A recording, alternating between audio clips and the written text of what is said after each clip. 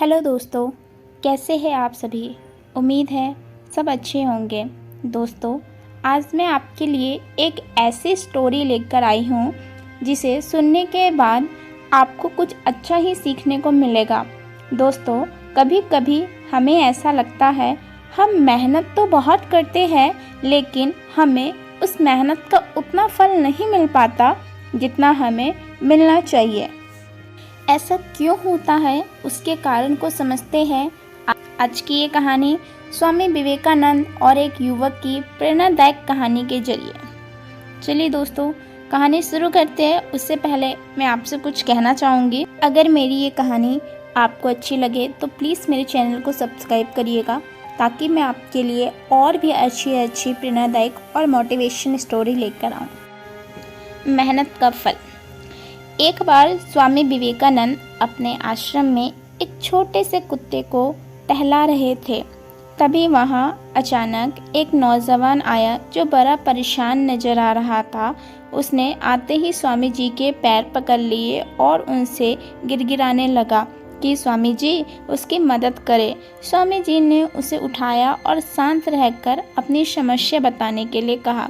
युवक बोला, स्वामी जी, मैं काफ़ी पढ़ा लिखा हूँ और मेहनती भी हूँ, लेकिन फिर भी मैं आज तक अपने किसी काम में उतना सफल नहीं हो पाया जितना मैं हकदार हूँ। स्वामी जी ने उसकी सारी बातें गौर से सुनने के बाद उससे कहा कि मैं तुम्हारी समस्या का हल ज़रूर बताऊंगा, लेकिन उससे पहले तुम्हें मेरा एक काम करना पड़ेगा। तुम्हें इस कुत्ते को थोड़ी दूर तक टहलाने के लिए ले जाना पड़ेगा।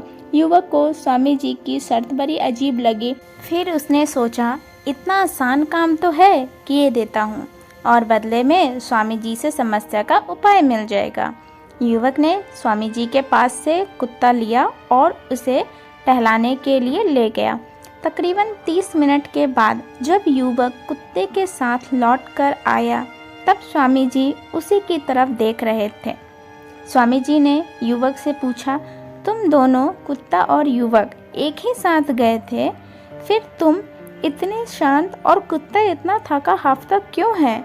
युवक ने स्वामी जी के सवाल का उत्तर देते हुए कहा, ये कुत्ता बड़ा चंचल और शरारती है। मैं इसे जहाँ ले जाना चाहता था वो उन सभी रास्तों को छोड़कर किसी और राह पर मुड़ जाता, दूसरे जानवर और इंसानों को देखकर डिस्टर्ब होता और उन पर भौंकने लगता। बस यही कारण है वो मंजिल तक आते आते इतना ज़्यादा थक गया। ज़्यादा समय भी लग गया। युवक की बातें सुनकर स्वामी जी उसकी तरफ देखकर मुस्कुराने लगे और बोले, तुम्हें तुम्हारे सभी सवालों का जवाब अभी तुमने जो कहा उसे मिल जाएगा। युवक को भी स्वामी जी की बात समझ में आ गई कि वह भी इसी कुत्ते की तरह अपने लक्ष्य पर ज़्यादा फोकस नहीं करके दूसरों के पीछे दौड़ रहा था और फालतू चीज़ों में समय बर्बाद कर रहा था। उसने स्वामी जी से वादा किया कि वह अब अपने लक्ष्य पर अच्छे से फोकस करेगा और जल्द से जल्द अच्छे परिणाम पाएगा। दोस्तों, कहीं आप भी इस युवक की तरह अपने लक्ष्य से भटक तो नहीं रहे ना? यदि ऐसा है तो तुरंत बाकी सभी चीज़ों को नज़रअंदाज कर अपने लक्ष्य के पीछे पड़ जाइए, फिर देखना आपकी जीत निश्चित है। उम्मीद है स्वामी विवेकानंद की ये छोटी सी प्रेरणादायक कहानी आपको पसंद आई होगी और आपको जीवन में अपने लक्ष्य को पाने की प्रेरणा में बढ़ोतरी हुई होगी। Thanks for watching my video. Please like and subscribe my video or channel.